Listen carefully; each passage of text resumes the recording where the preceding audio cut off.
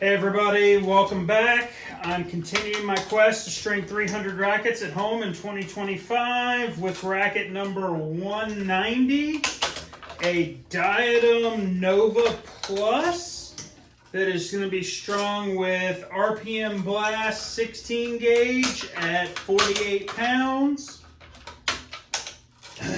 This is another racket that I have strung in this series at some point this year and strung many times before for a local player that hadn't seen him in a while, and even he commented on it when he dropped his racket off a little bit ago.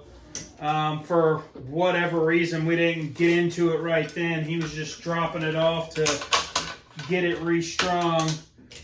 Nice, easy racket to string, easy racket to play with. Even easier to string since he's not using a Diadem string and he's using a Babolat RPM Blast that's very slick due to the coating that's on it. Shouldn't take too long tonight, and just still plugging away and making progress. As you may be able to see over my left shoulder, I would think, so right over here, there is an addition coming up to my shop equipment. I haven't gotten rid of the PTC. The PTC will be staying for at least the immediate future due to the need to be able to match existing college rackets, because in the little bit of testing I've done so far with the PTC versus the Tune Pro, despite the fact that they are calibrated, despite the fact the swing weight is calibrated to be the same, and when I test the swing weight rods in each machine, they're coming up right.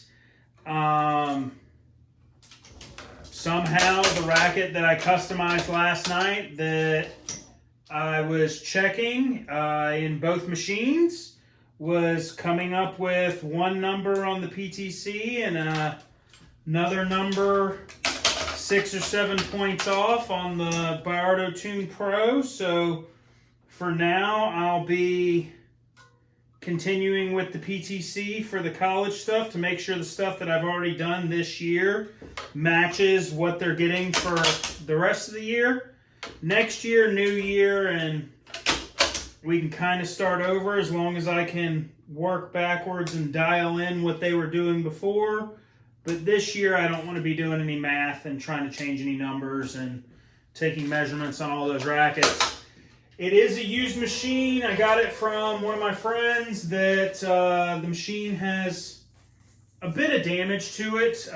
The arm is damaged, so the part that does the stiffness and string bed testing and racket deflection and all that mess, that part is damaged, so it's not working.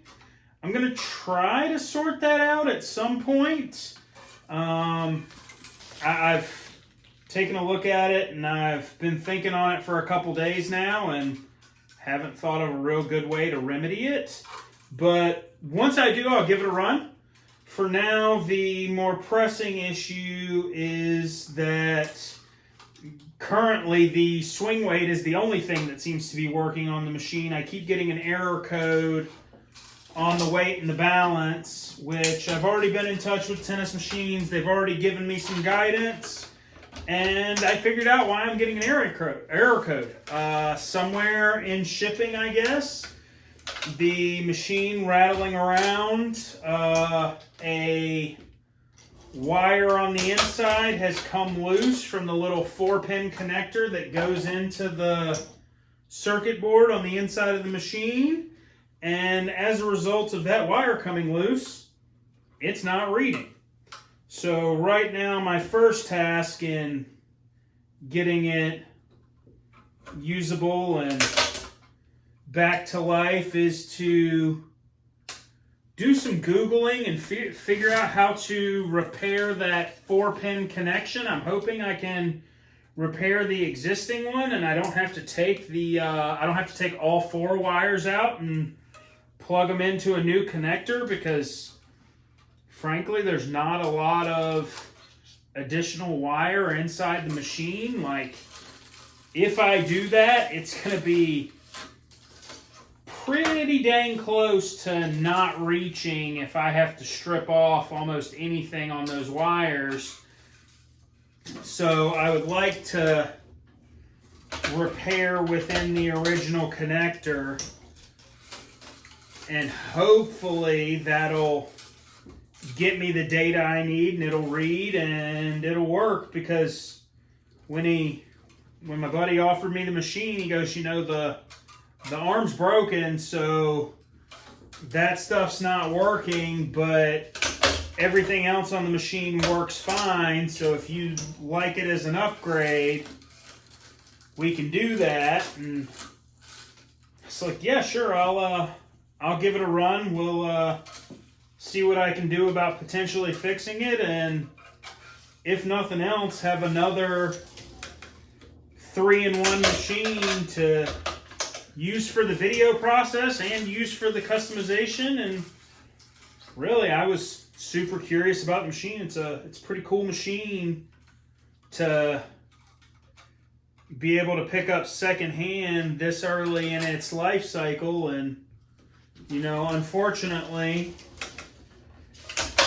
it needs some extra work, but such is life, and beggars can't be choosers, and I'm certainly not going to complain about it. I'm just happy to have had some additional guidance today to help me figure out what was wrong with it, because, I had looked at all the connectors on the outside where you connect everything to it, and I'm like, yeah, everything's seated correctly. Pulled them off, reseated them, double-checked, because that's a pretty common fault point with the Baiardo stringing machines, is your connections between the top and the bottom not being seated correctly, and it causing errors in the tilt or the height adjustment or the machine overall. I mean, incredibly common. That's like, it's akin to your IT professional telling you, hey man, did you try turning it off and turning it back on? That's how common the wiring connection problem is with the Baiardo. That's the second troubleshooting step after, did you turn it off and turn it back on? So it's one of those things that, like, I knew to check the connections on the outside. It honestly didn't cross my mind to check the connections on the inside until I got the PDF from JC giving me the troubleshooting rundown for the error code. And then I was like, okay, well, I guess the screen's got to come off, and I've got to see what's in there, because that's 90% of the troubleshooting is what goes on behind that screen in there. And lo and behold, I get in there and pull the screen off and shine a flashlight in and start checking connections to make sure everything's seated just right, and see a wire dangling all by its lonesome in there that certainly isn't supposed to be, because there's a matching 4-pin connector almost right beside it that has the same color coding on the wires that is fully intact. And that's just not how electronics work. There's not going to be just typically a rando floating wire out there. So my suspicion is something got damaged in transit. Can say when I pulled the machine out of the box, the screws that hold the screen in had come loose, and when I pulled the machine out, the screen was kind of dangling. I didn't think much of it, because there are so many adapters and pins and wires that come on these screens for these machines. Like, when you pull them out, there's usually 2 or 3 different, there's usually like a 4-pin or an 8-pin or a 10-pin, and there's usually multiple on there. You'll see a 4, an 8, and a 10 all connected to the same screen. So, I kind of figured it had enough weight-bearing load that it wouldn't hurt anything or pull anything apart, but that wasn't the case this time. I'm really hoping that once I'm done here, I can do some YouTubing on how to repair that 4-pin connector without having to pull the whole thing apart, because there's also not a lot of room right there for me to work because the wires are so short. There's not a lot of room for me to like pull it out to the outside of the machine, so I'm really kind of working in that little window on the side of the machine, and I would love to not have to redo the entire 4-pin connector. I would love to be able to repair the existing, since 3 of the wires are seated properly already.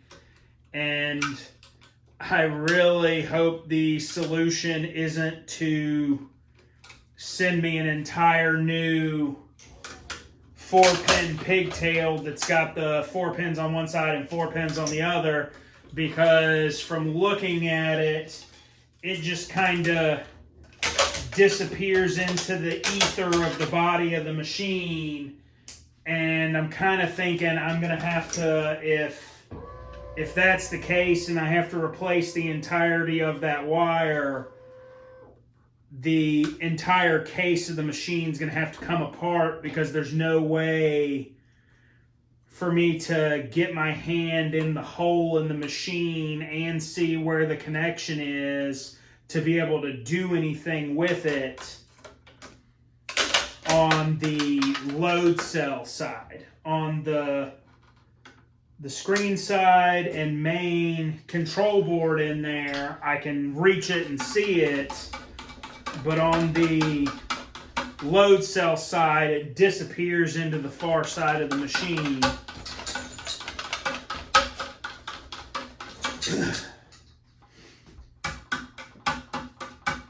So, completing racket number 190, hoping for another email tomorrow morning from JC going, hey, this thing's actually really easy to fix, here's what you got to do, and hoping I can get it potentially up and running tomorrow evening when I get home, because again, really excited to play with the new 3-in-1 machine and kind of see what the variance between it and the PTC are, particularly when it comes to the like predictive weighting analysis, and see what that shows versus how I generally handle rackets, because maybe there's a better way, maybe it'll change my methodology, maybe I'll end up doing something different, who knows.